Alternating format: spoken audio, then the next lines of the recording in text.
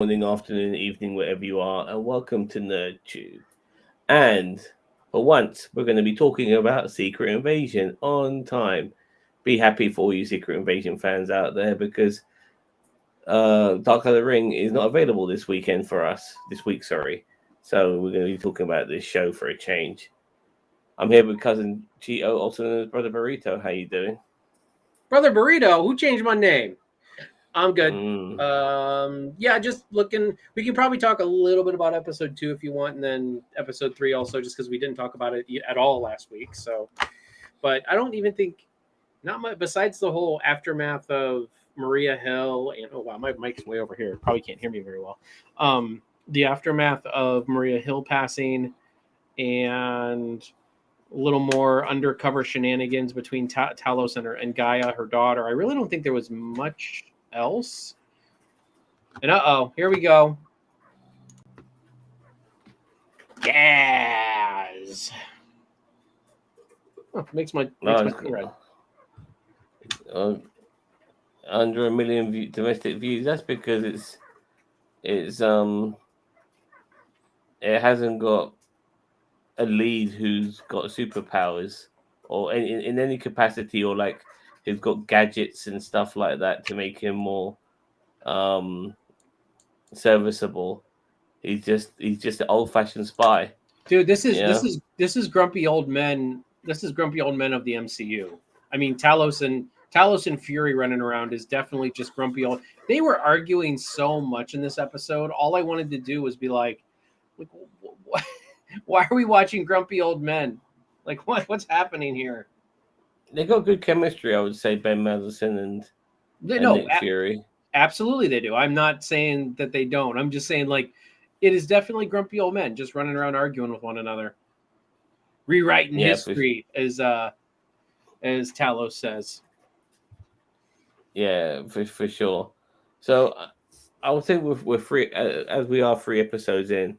I will say that I do feel that this is a slow burn of a show, and even though it's only 6 episodes, but I do think it's gradually getting a little bit better with each episode. I'm not sure how you guys would feel about that. Go ahead, Gary. Give us your thoughts. I agree. I mean, like the first episode was a little bit stodgy until Hill got shot, and then the second one was kind of okay, and then this one was a lot better because it was a little bit more tense with the potential nuclear weapon being fired. So, yeah, it was. I agree with you. I think it has been stronger. There are a couple of things I don't like about this series, but I'll get into those in a bit. Yeah, no problem. Would you also agree, though, Cheetah? Would you say that this show has progressively got better as it's gone along? Yeah, I mean, I expected this. It is a slow burn. It is definitely a slow burn. My only issue with it is that I don't mind a slow burn show, but the problem is that everyone says, "Oh, well, Andor is a slow burn show." This is the Andor of MCU, and I'm like, I can see that, but you've only got half the episodes. Like you've got 6 episodes to do this, whereas Andor had 12. So I really feel like you don't with 6 episodes, you don't have an opportunity to do that much of a slow burn for a series. But I'm not disliking, like I'm kind of like right in the middle about it. Like I don't dislike it, but I don't love it. And I mean there's things that I laugh about it, like as I said, the grumpy old men of the MCU. But then there's other things where I'm just like, okay, like sure, whatever. I mean, because well, I don't know. I mean, me personally, I like the fact that anybody could be a Skrull. Like there are bits in this which are definitely like horror movie esque. Like I love to see, for example, when Ben Mendelsohn and Graphic in that Garrick, is it? Yeah. yeah, are in the museum cafe, basically having a meal, and then all of a sudden everybody stands up and you realise that everybody's a Skrull. It's That like was that's they were so. in Tate Modern. They were in the Tate Modern Art Gallery actually, which was pretty cool. That And was oh I almost wish they almost didn't give away that moment in the trailer because I yeah. think it would have I been agree with more you. impactful it'd been way more impactful. It's just But seeing that it was well happen done. there and then. Yeah, but here's the thing. Yeah. It was very Sherlock-y. Like what was it, the second Sherlock movie, or was it the first Sherlock movie, Sherlock Holmes movie with Robert Downey Jr., where Moriarty just basically tells, I think it's the second, where he tells like he just hits the glass or whatever, and like everybody just gets up and leaves. You know what I mean? Like Yeah. that's what that part reminded me of. There was also reminded me of and this is where you haven't seen the film John Wick 2, where when was it Wilson? Is that his name? Yeah, it's Wilson. Um, yeah, Wilson, played by Ian McShane. He does something, and all the people around him are just stands. It's like fucking Professor X done some mind control. Everyone stops moving, and then he makes them move again, and they're just going back, continuing. So he shows you that he's got, and this is a whole fucking outdoor area as well. So, but yeah, everyone turning into Skrulls in that particular moment was a good scene, and you can see where Talos's loyalties lie. Like, he doesn't want to be part of this contingent of people that are taking over other other people. Like, even though he's not happy with necessarily the circumstances of the arrangement he has with Nick Fury, he doesn't feel like that human beings need to be eradicated.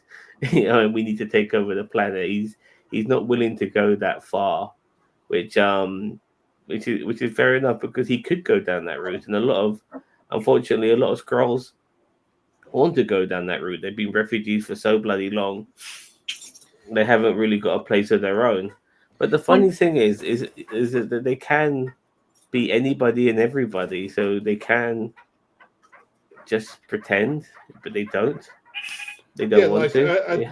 I thought that was one of the best bits about this, was that they could literally, if they wanted to, really unleash Armageddon.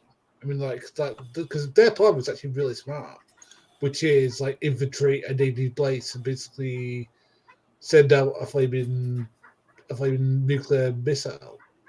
That would probably do it. Was it going to destroy Air Force One at the same time? No, it was a UN plane. A UN plane, fair enough. Okay, so let's have a quick look at the comments here. Daniel Bond says, "I love to see Beto Samuel Adewumi play Spider Punk." That just came out of nowhere. Okay. I'm confused by the Skrull morphine. We see multiple instances of morphine items too, the red ball clipboards. So I think, are you saying like you're confused? He's wondering what the rules are. Like, know what the rules are. They're shapeshifting. My problem with the Skrulls is that they're able. I mean, I'm fine with them being able to copy the DNA of people that they mimic, but they're able to copy the clothes as well, and that's my problem, because, like, well, that's the thing. They should be naked. Like when they transform back, like, when they die and they transform back, they should be naked. You know what I mean? Like, because if they transform their clothes, now if they're wearing clothes and then they just shapeshift into the person, fair enough. But yeah, the rules are very undefined. Yeah, because at the same time, like, when the people are getting killed, but at the same and the Skrulls end up being dead with the clothes on of the person they last transformed into, but at the same time they are able to transform into other people and mimic their clothes as well. So yeah, I find that all very bizarre. I mean, other times they've been tied up. I'm thinking to myself, just transform yourself into a little girl or whatever. You know what I mean? You get loose of the clothes and then you're ready to go. You know what I mean? Like, or transform into a muscle man and break out of them. The one thing you've got to give credit to the X-Men universe for is, at least with Mystique, they did it right. They made her naked, and then she transformed all of her clothes. Like, it made, it, like, I never blame them. Like, I was like, everyone's like, oh, why she got to be naked? Yeah. Well, based on the rules of Mystique's powers, it kind of makes sense. Like, yeah. Well, I mean, I think the thing is with Skrulls, from what I'm gathering, is that you have to transform into somebody who's about your size and weight. Like you can't No, like no, no. you don't get Because, what you, no, because in episode 1, he was following Garrick and he was transforming into all types of Not fucking Garrick, Gavik. shapes. Gavik, sorry. Garrick He from was, DS9. yeah. Sorry, Gavik, sorry. And he was transforming into all shapes and sizes. You know, different genders, different. Yeah, no, that he transformed into that. Yeah, I was just gonna say what Zam said, like men and women and yeah, children and little adults. girls, and yeah. So I mean, maybe they can't transform into like a dog. I don't think we've seen them transform into an animal per se, but like yeah, like they can transform into little kids, big kids. I mean, Yeah, for sure. So, but they seem to be quite kind of sadistic and Gavik as well. Like I don't even know how old he is. Same with Emma, what's her face? From Game of Thrones. He's decades old. I think she is as well, but Ben Mendelsohn's older. I mean, they were kids back in '90. So it depends on how long it takes for a Skrull to come to maturity. Is it like 15 years to 18 years, like Well, it has been 20. human, and It then has after been like 25 years. You know, since they were kids, and 25 years is like the age of an adult, and they were Yeah, I kids agree. back then. So yeah, that's what I'm saying. um, Like I think it's like a Baby Yoda type thing where it's like, yeah, Baby Yoda looks like a baby, but he's 50 years old. You know, like so these kids like they could be like 35 years old or they're still 40 kids. years old and still technically be young people, like younger people. You know, like Gavix looks Yeah. like a young man. Gaia looks like a young lady, so like not like young, but like in their 20s. You know what I mean? Like in their 20s for Skrulls is like 40s for 40s for Skrulls are like 20s or less for humans. You know what I mean? Like Yeah. on top of that, why does it matter? They can make themselves whatever age they want to because they can shapeshift. Yeah. Yep. So you want to say, yeah.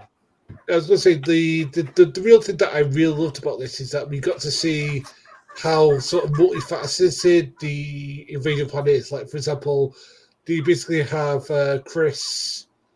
What's his name? The guy who plays Shooter McGavin. Chris, what's his last name? I can't remember his last name. Yeah, Shooter McGavin. We'll call him Shooter. All right. Anyway, him. Like the other people basically called it like fake news is basically being like Alex Jones or Tucker Carlson basically going. Yeah, he's like Tucker O'Reilly. Yeah, I mean he's like a hybrid of those guys, you know. But yeah, and he's Tucker obviously O'Reilly. Yeah, he's definitely trying to Fox News. And yeah, he's basically trying to get people. You know, he wants human beings to go around. He wants people to kill themselves. You know, and, yeah, I mean, it makes it because in all actuality, the Skrull there's what 3 million Skrulls they said on the planet or 2 million. No, just a million. Just a million. Oh well, but still, compared to like 7 billion human beings, like they're still very outnumbered. So they probably want us to kill each other, at least whittle ourselves down, and then the Skrulls can take out the rest of us. Now, I'm not sure how what much you noticed, but this whole show feels like it's pretty much filmed in England. Like the scenes we had in Russia, they felt like fucking England. Did they? You know, yeah. A lot of the streets and buildings, they had a very London-y, Englishy sort of vibe about it. So, and obviously with this episode, they weren't hiding the fact that they were in London. I mean, even last week's episode when Brody comes to London and all of that sort of stuff. So yeah, they're not hiding the fact that they're in London. They're mainly in England. So all of this is being played out here in the UK, which is pretty cool as far as I'm concerned, because there's so many streets and areas that I'm recognizing. You know, being a cab driver, I think to myself, I've been there, I know that. That's pretty cool. I know. Why not just make it based in the area that you're in? Like, I mean, like I can see why Avengers needs to take place in Manhattan, and even though there are some scenes filmed in Cleveland, I can still see why it needs to take. Well, actually, technically, the Cleveland stuff in Avengers took place in Germany. I think it was supposed to be Germany. I think so, but it's like, why not just fill where like make Loki infiltrate Cleveland? Like who cares? Like even that scene with the New York diner at the very beginning, I guarantee you that was filmed in the UK. Probably. You know, there's nothing about it that made it Are feel you like sure they weren't saying it was in the UK? Because didn't he say he was no getting the an very English beginning of breakfast? the very beginning he was at the episode. It's set in 1998, and he's in New York. He goes to a diner. Oh, I thought you were talking about when he went and talked to Gavik. Yeah. Or This is the thing now. Talos. I'm This, sorry, Talos. Now this is the thing. I actually got triggered in this episode. I got seriously triggered because there's Gavik. What's his name? No, Gavik. Well, Talos. Gavik is the bad guy. Talos is the good guy. Yeah. Sorry. There's Talos eating a full English breakfast. Gravik. No, it's Talos. No, it's Talos. I think Boss Man's on a lag because he answered like way late. Yeah, Talos is eating the full English breakfast in this pub, and Fury comes up behind him and goes to him, "Hey, are you sure you want to be eating that dog food?" And I thought, I was clutching my pearls, man. I was clutching my fucking pearls. How dare you criticize a full English breakfast? If you go online right now, you go on YouTube right now, there are Americans having to choose between the American breakfast and the English breakfast, and they take the majority of them take the English breakfast every time. There's certain things you guys do better than we do, and I'm happy to admit that. It's not, but to call the full English breakfast dog food, my goodness, I wanted to, I was so triggered, you know, I wanted to explode in my fucking chair. Yeah. Why don't we You let's know, we got a couple comments here if you want to. yeah. The Skrull sleeper agents are losing themselves in their memories of those who they replace. Else, why does Fairbanks care about Zachary, the son of the man he replaced? Yes, this is true. we We would have gotten to that here in a little bit. I did want to bring that point up. Yeah, this was great, but I'm thinking to myself, the kid is not a Skrull, but the guy he's replaced is, and this was a massive gamble taken by Fury, because in all honesty, that the guy playing the father, the Skrull playing the father, could just shot his old, you know, that boy and said, "Now what, Fury? You ain't got shit." You know what I mean? Right? Yeah. Clark apparently almost ran over Jackson driving a Lada. Lada, yep, a Lada. He is she was unfamiliar with the 6-gear transmission. What the hell? It's just an extra fucking gear. So we got this great question here. You guys ready for this? Yeah. Hey Gaz, I have a question for you. If you were in between Zam and Burrito, with Zam 1 inch inside of you and you 1 inch inside of Burrito, would you rather go 1 inch further into Burrito or back up 1 inch into Zam in order to get out? Thank you, Ascolitix from Twitch. Much obliged. These are the burning questions that people have. I don't know. It depends how much finger-cuffs I want to do. So, like, you know. Wait. Who's behind who? Wait, Zam. Okay. Wait. If you were in between Zam and Burrito and with Zam 1 inch inside of you, man, he better back the fuck up because he ain't an inch further in me. Listen, if Boss Man goes an inch further in me, he'll be full penetration at that point. I mean, I did Ben Shapiro make videos about me. You best just back up and let Zam have his action. So saying full English breakfast. I mean, you like bacon, don't you, Gio? Yeah. Yeah. Yep. Okay, fine. And one day, maybe when I come to the States, I'm gonna make you a fucking full English breakfast. And then you're gonna wonder what the hell was Nick Fury talking about. Fuck me, man, that really pissed me off. I think he was just messing with him, you know, like. Yeah, fair enough. Well, I liked There you go. There's the answer. I'd personally just go back and forth really fast. There you go, boss man. There's your answer. All right. Well, Go yeah, ahead, Sam. well, fair enough.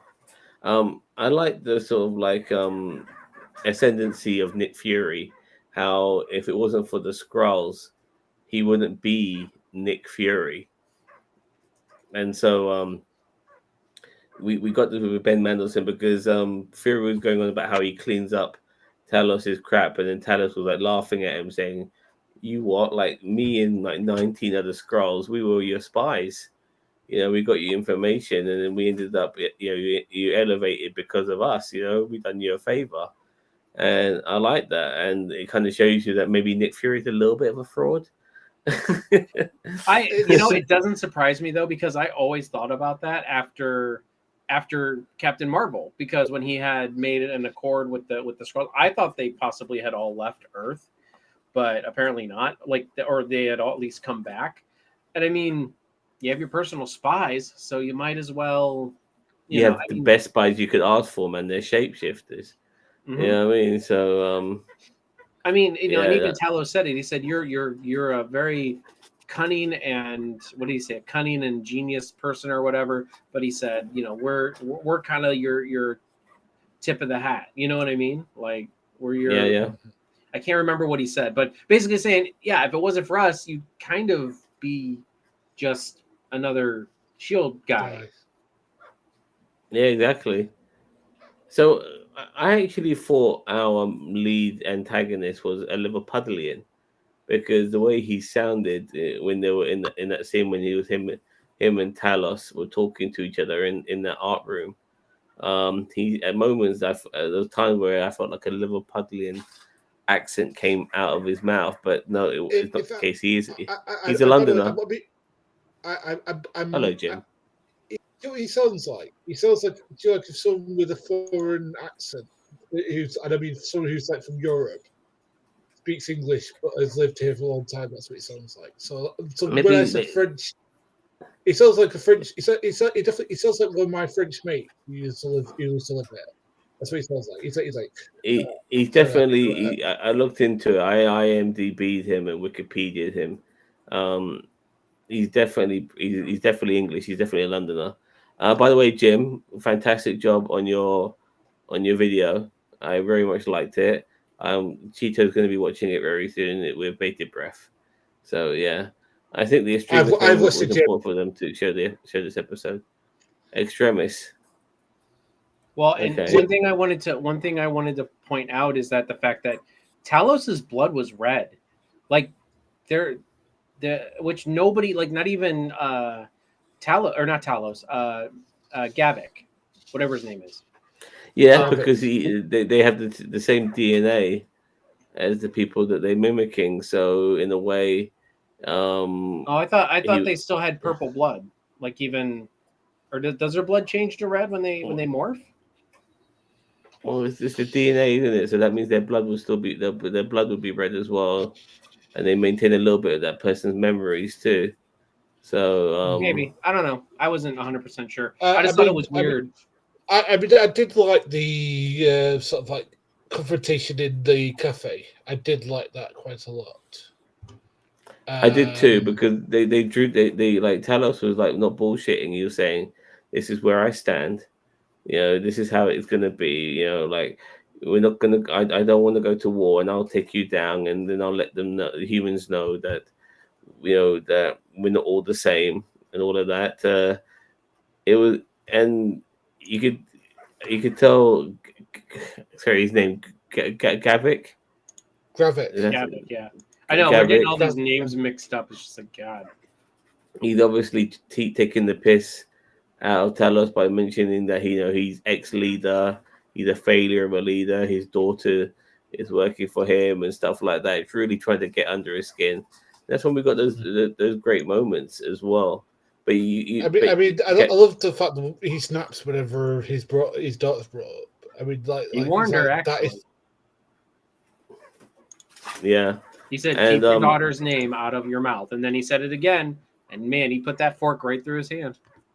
Now, does he know? Like, does Gavik know? I mean, like the old man who bumped into Talos outside the art gallery was his daughter, who gave him the phone with all that additional information. So was there something we're not privy to, because we saw Talos chasing his daughter earlier on, and it seemed I like think, he I took think she's sort of like a lost. double a little bit.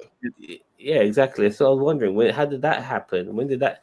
Well, I just feel like she's recently changed. And one of the things that also I do like is that the other guy, the scroll guy who's mimicking a black guy with that big hat. I can tell that he is on the fence on this as well. Like, he's definitely going to switch because he's not liking what's happening, in my opinion. Too, I mean, he doesn't want mass genocide, in my opinion. I think he'll go against. He's a scroll who will go against the scrolls too, in my opinion. So yeah, just like a Game of like Daenerys has as well. So yeah, and this is good because it kind of shows you that not all the scrolls, including Talos, they're not all on the same wavelength. They have different ideas about this. They don't want to see a mass genocide. They don't want to see all human beings being killed. I mean, Now, here's the thing, though. I yeah, don't disagree with Gavik on his mindset. Fury I don't. There has to be some kind of reveal as to why they have not found a new homeworld yet. Like, I mean, I get it if it's like they're still searching, but it's like it doesn't seem like they're still searching. Like, it seems like they're just waiting for Fury to, which makes no sense to me because Captain Marvel's out there in the universe, and technically Fury's the one who said, why would the Skrulls rely on Fury to help them find a new homeworld if Fury's not, like, the human race is not a spacefaring entity? So I why agree. why are the Skrulls waiting on the humans, whether it be Carol Danvers or Nick Fury, to find them a world? Why aren't they out finding it? Well, I because just don't understand that. well, because I think that's basically what she was doing in her film, from what I remember, until she got sucked up into Ms. Marvel stuff. That she was trying to find the Skrulls a No, home. I think she's still trying to deal with the Kree. I think that's still a big thing. That's why it's kind of sad that the second Captain Marvel movie takes place in modern time. I kind of wish they would have it would have taken place in, like, either the late 90s or the early 2000s, and kind of showing her struggle against the Kree Empire and trying to help more Skrulls out, Skrulls that are captured by the Kree. But no, we're not doing that. We're doing, Fury's Angels. Look, I've always said that the planet that Thanos had. Thanos died on was ideal. He was the only person on that planet. Nobody else was. That a million Skrulls on that planet, they'll be laughing. A million, million anybody on the planet. You can have so much fucking space and room. Cool large plots of land for yourself. All I really want to know is what a Flurkin really is. Fury scratches need to start paying off. Well, if you watch Captain America: Winter Soldier, he mentions about how he lost his eye on the line of duty. Last time he trusted a friend or something like that. Yeah. I think the extremis moment was important for them to show in this episode. I also agree. It was a very important because, like, they're making the Super Skrulls out of what was on that screen: Groot, Captain Marvel, and Frost animal. No, it was Extremis. Groot was one of them on there, like the race of Groot. So they're kind of making a Super Skrull. Like, in the comic books, the Super Skrull basically had a combination of the original Super Skrull had a combination of the Fantastic Four's powers. Yeah. So this version will probably just have a combination of some powers. I mean, just the And Extremis. apparently some fanboys are losing their shit over this. Like, please, fanboys, get over yourselves. I beg you. I mean, this is not worth losing your shit over. So I'm going to ask you a question. Do you think that this series could redeem Iron Man 3 if it does a decent job of it? No. What? Iron Man 3? Redeem Iron Man 3? Where did that use Extremis? Extremis is from Iron Man. No, because the problem with Iron Man 3 is it wasn't Extremis. The problem was what they did to Pepper Potts, what they did to Mandarin, and there were some really cool parts in Iron Man 3, but just like they just Well, really executed everything. well, look, you bring in War Machine in Iron Man 2, and then we want to see more of even if he's Iron Patriot, we want to see a little bit more of him in Iron Man 3, and we don't get Agreed. fuck all. You know what I mean? Even that moment where Rhodey had an opportunity to maybe jump into a plethora of fucking Iron Man suits flying all over the place. The selfishness of Tony won't let him. He makes a lie about how it's coded to him, which is bullshit. You know what I mean? Because obviously Pepper Potts can fucking wear those suits. So Well, he's yeah, probably and coded and under and her, the, too. and the Mandarin wore one at the end. You know what I mean? So well, I mean the Guy Pearce version of the Mandarin. So And the yeah, Mandarin. exactly. So nevertheless, I'm losing my train of thought here. I want to go Fury's wife or girlfriend. What's Wife. all that about? What's all Yeah, it that was a about nice there? little Because surprise at the end of last episode. yeah, like Um, I am here. I It's my duty to secure that booty. Very Shaft like. I mean, I wish the Shaft music kicked in at the end of that episode, but I mean, but he Damn obviously right. has a relationship with this lady, and she's made herself age as well because they gave her the de-aging treatment in 1998, and she's obviously made herself look a little bit older as well. But there's something not quite right about her. Would you agree? Well, we saw that at the end of the episode. I mean, she even said she wants to talk to Gavik, so she's obviously she may not be in on what Gavik is doing, but she has a connection to Gavik for sure. They at least want us to think that. Well, look. She starts shitting on Fury about not being there when after he came back from the blip. Fair enough. And she's shitting on him hardcore. Then she gets a message on her phone, deals with it. Very, very inconspicuous language was used while she's on the call. And then she hangs up and then starts being all lovey dovey to Fury, which means that she's hiding something. Because if she wasn't, she would go straight back to shitting on Fury. You know what I mean? Mm-hmm. And then when at the end of the episode, when she gets that gun in that box, lo and behold, who's on the other end of that phone? It's fucking Rhodey. Now, people have been saying that there is a rumor that Rhodey has been a Skrull for a long time with the Terrence Howard thing and all of that stuff. No, that's Personally, stupid. that's stupid. But personally, I think he's no different to a lot of the people who are held hostage at this moment in time.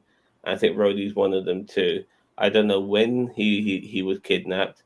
Probably after Endgame, in my I opinion, was going to say probably after Endgame. and probably after Captain Falcon and Winter Soldier. Probably, I would say. I mean, I don't feel like a Skrull would take the time to go talk to Sam like that. I mean, maybe he would if he was ordered to, but like I don't feel like he would. Maybe I don't know. Yeah, but it would be cool if that was the moment just after his interactions with Sam that a Skrull came along and fucking knocked him out and Replace him kidnapped him and replaced him and stuff like that. So because he doesn't show up for the rest of the Falcon and Winter Soldier show, right? No, he doesn't. Yeah, I didn't think so. He doesn't. So it looks like Rhodey's been compromised, and he is an Avenger. On top of that, so him being compromised is a big deal in my opinion. So anyway, let's read some comments here. Which one you starting with? I swear the set with the Skrull device is from the movie Timeline with Paul Walker. Okay. I haven't seen He's that. talking about that big thing with The big circle thing, yeah, the big globe. It looked like it did look like a time travel device from like a movie set. If he ties travels in this movie, I might have to mark out a little bit. The genetics they had were a F4 Easter egg. F4. Like Fantastic Four. fantastic. Yeah, sorry. In the comics, they had the F4 genetics. The genetics they have mimicked those. Yeah, yeah, I agree. I do feel like people like Groot is going to be the Reed Richards powers of extending his body and stretching out and shit like that. It's going to be very similar. Um, Rhodey states he's wearing a Brioni suit. Brioni translates to climbing vine or to swell. Rhodey's a Skrull agent meant to climb the ranks of the U.S. military and swell the Skull ranks. Yeah, I mean he is a colonel as well, and an Avenger with I'm a suit. surprised he's still a colonel. Like, I figure he would be. Wouldn't they have promoted him to, like, after the blip and everything he did? Wouldn't he have been like more like an admiral? I'd have to look and see what the next rank up is, but still, He'll be a general. general. Um, Yeah, Admirals are not in every form of military. yeah, but Like he's Air Force, right? Do Air Force Yes. have yeah, generals? yeah, He's yeah, a pilot. yeah. He'll be Air Force. He would be an admiral for sure. I'm not sure about general. Yeah, I'm not sure about Air Force generals. So yeah, but yeah, he's definitely been compromised, and that's going to be really cool to see what happens there. In the future, and will we see Rhodey in the War Machine suit? Whether it be the scroll version or the real version? Because I would like to see that. At some particular point in this show. So yeah. Part of me is like the fact that we're not really getting superpowers as of yet, and I'd rather that they reveal it later on, that they build to it. So, I mean, I'm liking that fact. I know some people are moaned about it online, but I'd rather the fact they build to it because then it makes it feel special when it doesn't come up. Fair enough. Now, we did have the moment regarding the nuclear explosion. So this was actually a trap set up by Gavik because It wasn't a nuclear. It was just. I think it was just a missile strike on the yeah, UN. I don't think it was nuclear. I think it was just a. I think it was just a missile strike on the UN. Uh, the UN plane. I'd have to go back and look though to be sure, but I'm pretty sure. Why would they shoot a nuke at a plane? well, they managed to get some information of Olivia Colman's character. I like the way that she put an eye patch over her over her owl and made it Nick Fury. That was pretty cool. Um, Yeah, I'll just say I thought that was a good solution to that issue. But the thing is that I am starting to get to a point now where I am getting a bit lost about who's the scroll and who isn't now. Because I initially thought that Olivia Colman was. Now I don't know I if think she Nick is. well, Fury is a scroll. how about this? How about could there be scrolls imitating scrolls? Like, could there be a scroll Oh, imitating Gavik? We can see that they can do if they They wanted to. could. I mean, it's not outside the realm of possibilities with shapeshifters. You could have scrolls looking like other scrolls, and so I mean, you're probably. I mean, I feel like there should be a way for them to tell one another though, like a scent or like they just some way that like their vision works. They can see maybe not through a disguise, but they know someone is a shapeshifter. You know what I mean? Like or a scroll. Like I feel like it's just like it's a little too convenient to have like oh well I'm going to imitate Gavik, and then I'm going to, and it just, I understand them imitating humans, but it's like, I think scrolls need to be able to tell the difference between one another as shapeshifters. Yep. but but the thing that bugs me is that like because we've known about scrolls what so this is set in present day so that would be like 30 odd years.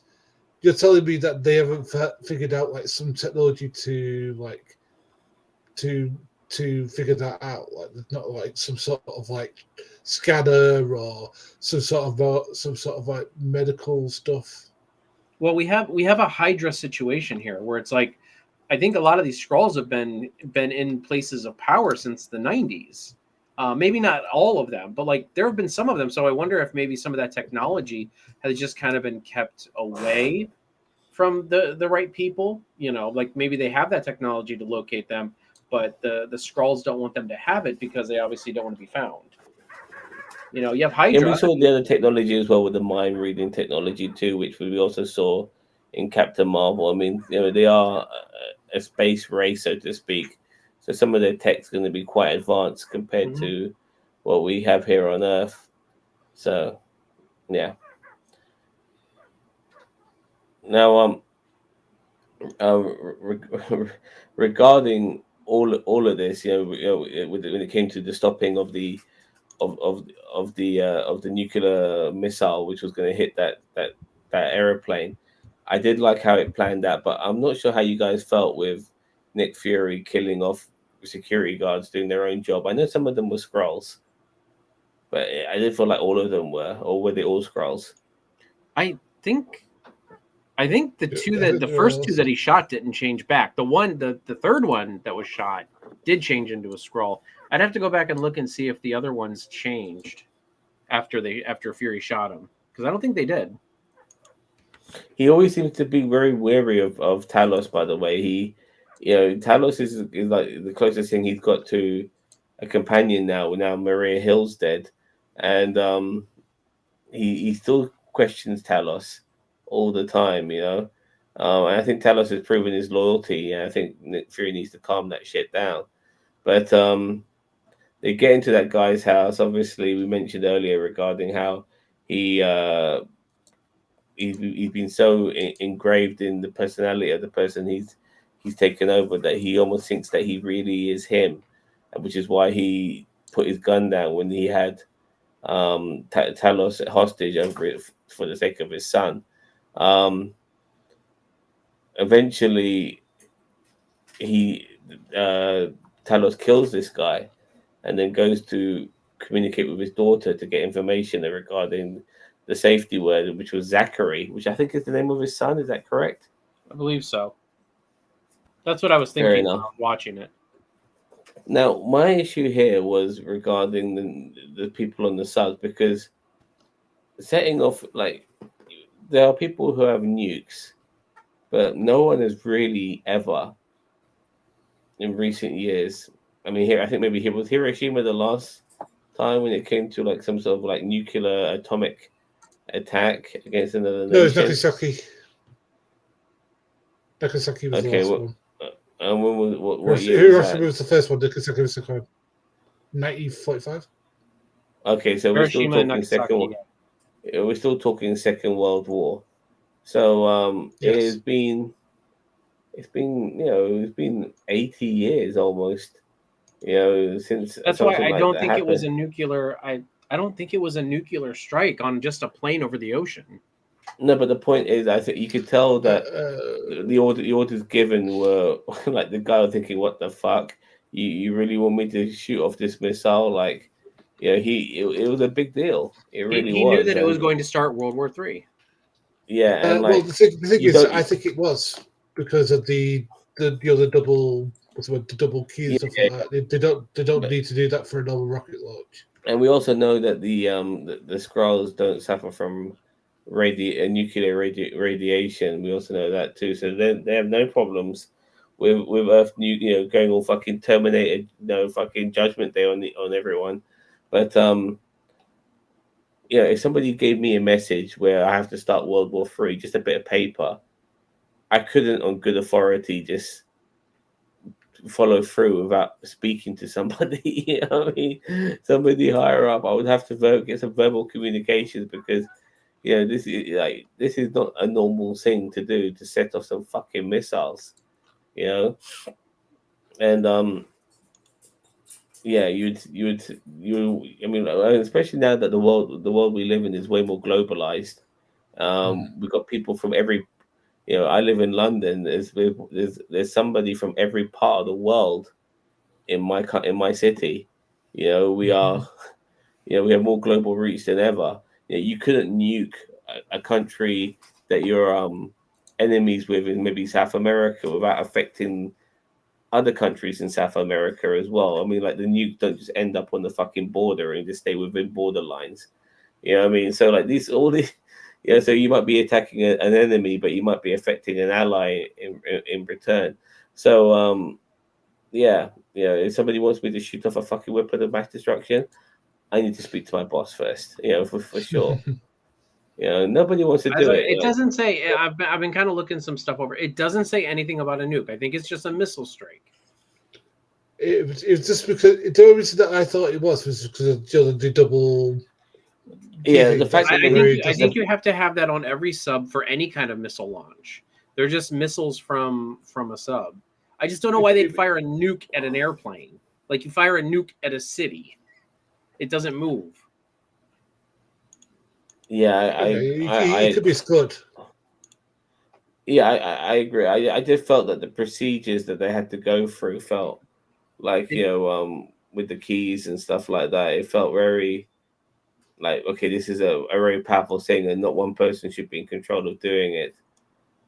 So but yeah, fair enough. I mean, we know that they are trying to start a nuclear war. The evil Skrulls. That yes. Yeah. Yeah, they want humanity to destroy itself. What's Daniel Vaughn saying now? The site Garrick is that Russia can't beat Chernobyl. On the wall is a photo of Boris Yeltsin. Yes, Yeltsin became president in 91 to 99 after the accident occurred in 86, and the site had already abandoned. Well, Russia, by the way, unfortunately, with their experimentations, they've got loads, unfortunately, of like radioactive areas in their country. They're lucky they're in the biggest country in the world, because only the biggest country in the world could harbor so many fucking radiation sites. Breakdowns. Yeah, but Vance, it was literally like a UN peace, like cargo plane or something like that. Something stupid like that. I can't remember exactly what it was. All right, sorry, I apologize. Getting a bit late now. So regarding last week's episode, we never really marked it. We never reviewed it. What would you like to give last week's episode? Me? Yeah. 6. I barely remember anything that happened in that episode. Yeah. I mean, it's been a week, but still, I mean, if it left any impression, I would still probably. I'll give last week's episode a 6 as well. Yeah, I wasn't enamored by the fucking talk Nick Fury had with Talos on the train regarding his mother and all that shit. I thought it was bollocks personally. A lot of people thought it was a good conversation. Gaz? I agree with you two. It's a 6 because apart from meeting his wife and the conversation on the train, there's nothing really I recall that's memorable. Now, before we get into the marking of this, I just want to say as well that Emily Clark's character did get shot at the end of this episode. I like the way she tried to give a little speech, and then before she had even a chance to say anything further, she got shot, and we see her turned into Skrull form. Now, I don't think she's dead. No, I don't think she's dead either.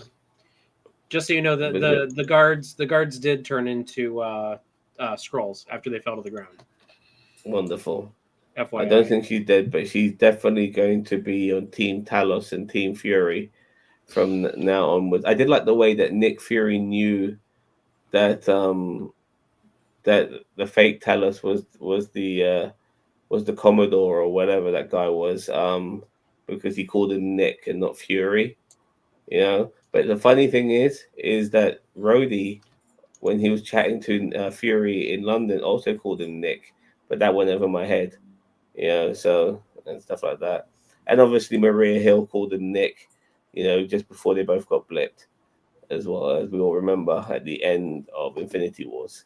So, all right. Just so you know, the paper says launch missile strike on target UN-1, United Nations Flight 819 to London. So it is not a nuclear strike. You're right. It looked like it with the 2 keys and everything, but so anyway. No doubt. But when it was obviously a big deal. It was a big deal because it was a government plane, and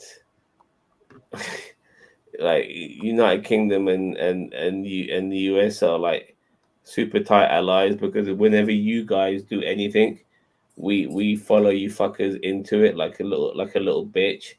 You know what I mean? That's who we are here in the UK. You go to war with Iraq, yeah, we'll go to a war with Iraq too. You go to war with Afghanistan, yeah, we'll join you too, mate. Even though we've got no reason to do so, but we'll fucking do it. That's But because I mean, America. Yesterday was America's birthday. Happy Failure Day, UK. yeah, I mean, the thing is that I mean, I did get upset because like I thought Amelia Clark might not be in this anymore. I was like thinking, well, the thing is, she's kind of been wasted because she's not really done a lot, which is kind of annoying because I want to see more of her because she's a really good actress. yeah. It'll be interesting to see what all the other people do too regarding the propaganda. Now, because I am enjoying the slow burn of this. I do like the fact that the skulls are infiltrating other parts of society now as well. I'm not sure how I feel about the Skrulls keeping the people alive, but I will say this: they have come up with a genius explanation why they are kept alive, and that's because they need to extract their memories for information. And that Better for than me the is as good. changelings from Picard. The changelings from Picard just kept people alive for reasons. No reason, yeah, when they didn't need to, yeah, because if anything, keeping people alive for them is Or nothing, evidence. because But they consider themselves yeah, gods. yeah, exactly. So anyway, um, Episode 3. the episode three. How did the episode end? It ended with Amelia Clark getting killed, is that or Well, allegedly getting killed? shot. No, it ended with Samuel Jackson's wife talking, saying, "I want to speak Oh yeah. to Dravik." Yes, yeah. She spoke to obviously Rhodey, who is a who's a scroll now himself. So yeah, a really, really, really interesting ending. Is the scroll Rhodey the real leader of it all? You know, because Gavik is still, is a young man, and maybe the scrolls would rather follow somebody who's got a bit more wisdom and stuff like that. So yeah, it's going to be interesting to see how things pan out in the next episode. But I will say that this espionage story is becoming slowly more and more interesting. There hasn't been any sort of like stupid set pieces for the sake of it. You know, it's all been So do we think a- Rhodey's showing up in the War Machine armor, like as a scroll? Like, as a scroll. It could be. I mean, because the thing is do that you a think lot that's of going to be like the people. final boss of the season? Is like Rhodey's gonna like the Scrody. We'll call him Scrody. He's a scroll and Rhodey. So do we think Scrody's going to show up in the War Machine outfit and try No, to take down Talos and Fury? no. No. I, Okay. I don't if I was a know. betting, if I was a betting man, which I'm not, but if I was, I'd put all my chips on. It's going to be the Extremis Sting. It's going to be the Extremis boss. It's going to be like the Extremis boss is going to be the final thing. Yay! They Well, get to blow themselves up again. yeah. I come to think of it, Gary. I mean, I agree with you. Net, you just kind of very last minute made me change my mind because the whole point is that they are experimenting on themselves to become super scrolls. So having Rhodey, scroll Rhodey, that is, in the War Machine suit would be as an it would just be irrelevant and it would be stupid when you've got super scrolls who can stretch their bodies to amazing lengths and probably end up being a lot stronger than what they are and maybe even turn invisible. Imagine that. Oh my goodness. Yeah.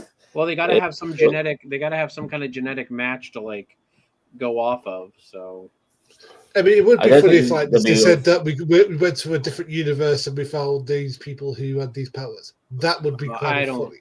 I don't think so. I think that's a bit like for a spy thriller like this. I think that's overkill. I don't think they'll I don't think they'll do like the Human Torch thing and they'll be able to make themselves go on fire. But I do feel there's a possibility they might be able to figure out invisibility, and then if that's the case, oh my god, we're fucked. Yeah, I mean they'll be unstoppable then because they can mimic anyone and they can make themselves disappear. Fuck me. All right, so what we're gonna give episode 3. I'll start with you guys. I'll give it. It's a pretty decent episode. I'll give it I'm between a 7 or 8. Do you know what? I'll go for the higher. I'll give it an 8 because I do think there is potential here, but there are still some stuff that is just like, why are you including this? But that's just my thing.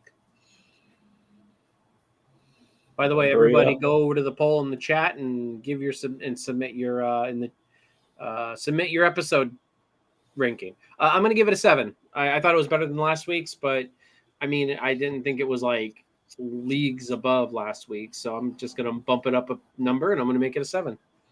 Mm-hmm.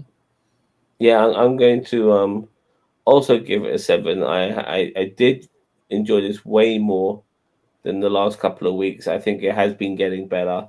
I do feel like this story arc is opening itself to us, and there's more things happening in this episode too.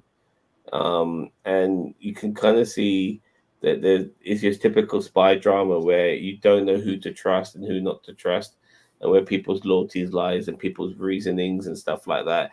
Even if somebody comes across as a good guy, their reasoning might be totally different to why they're doing what they're doing, and it might be more notorious in the end, because they have a longer game to play and all of that. So it's really good in that sense, and you just don't know who's who at this moment in time, which is also really good too. So yeah, I am very much looking forward to the next episode. Excuse me. I think this is an excellent show, and it has improved. And it's a shame the viewing figures are not so great, but I will say this has improved. This is what people have been clamoring for. They want the MCU to take itself a lot more seriously. I mean, this is the other extreme now. We are getting that. We're not, as I said before, we're not getting crazy set pieces and stuff like that. We are getting a full on spy drama, you know, and espionage and all of that, all rolled into this with that MCU gloss. So yeah, I'm having a good time with this. This is adult orientated stuff, and I like it. I do like it. It's improved. I'm just very happy that I'm on board with this now. It's a far improvement to the previous couple of episodes where I wasn't really sure how I was feeling about this show, but this episode definitely cemented it for me in the I right did enjoy direction. I didn't really enjoy the second episode. I enjoyed this a lot more personally. Yeah, likewise. Because it just felt they were talking in circles a lot. It was a lot of like scenes of like Ben Middleton and Samuel Jackson going, "Well, what do we be doing? Oh, let's just do something. Oh, what do we be doing? Oh, let's just do something for about 40 minutes." It's like, do something then. It's like, but this was a lot better. Yeah, I agree. I felt a lot more was achieved in this as well, and also seeing like Talos as well killing that Skrull. I mean, the Skrulls are getting killed left, right, and center in this as well. I don't But I know. do Yeah. like seeing a more kind of like, what's the word, steely side of him, like the fact that his daughter seems to be like triggering, no pun intended, his more violent tendencies, like the fact that he just straight up kills that Skrull who was playing. I can't remember the officer's name, but it was like straight up killed that guy who just was literally it's like, oh, your daughter's in trouble, and then all of a sudden he just shoots the guy. It's like, oh my god. And do you really feel that we are, um, because the type of people, the human beings, that we're the type of people to band together when we are when our backs are against the walls? Are we like that? Because I don't know. I Yeah, feel Sometimes. like more or I I less. I I, don't know. I feel over the last few years, I feel that we're kind of changing now, and we're becoming like, reality wise. We don't even know what some people can't even tell the difference between that and fiction. And like yeah, I see people willing to side with a group of people who yesteryear their fathers would be calling them enemies, but this year now they're happy to side with them. It just feels very bizarre, like you know are humans capable of fighting against an atrocity like the Skrulls? Maybe some of them will say, "Fuck it, I'll join you guys." Yeah, it could be like that. It's just so weird. Yeah. Yeah. Okay. Yeah. So anyway, I'm yabbering on. I do, but let's just say this: I have very little faith in humanity which is Oh, why I I've caught up I've with had little faith in humanity for a long time. exactly. Anyway, I do apologize. I am absolutely fatigued right now. But Me too. tomorrow I'm going to see Indiana Jones 5 and the fucking piles of my fucking Destiny. You know what I mean? I look Yeah, forward to yeah. that. You, Paddy, are going to watch it, right? Me and we're gonna watch it together. We planned this. I picked up his mum from the airport the other day, and I told Penny, you know what, instead of paying me what I asked, just put a little bit aside for some cinema tickets, and let's go fucking watch Indiana Jones 5. And you went, all right, no problem. So yeah, we're gonna watch. And don't forget Strange New Worlds tomorrow, and then our podcast at the end of the week, which is The World's on Fire or whatever. Burn everything. The Sodomizer podcast. That's what you call it. That's not what I call it. Okay. That's The not what I call it Sodomizer. either. Yeah, Yeah. yeah, it's the Zam has Sodomizer. this funky little names for everything, and it's just like, yeah, he's the only one who uses them. Fair enough. And yeah, the whole bunch of stuff, by the way, we've done on the channel for the last few days.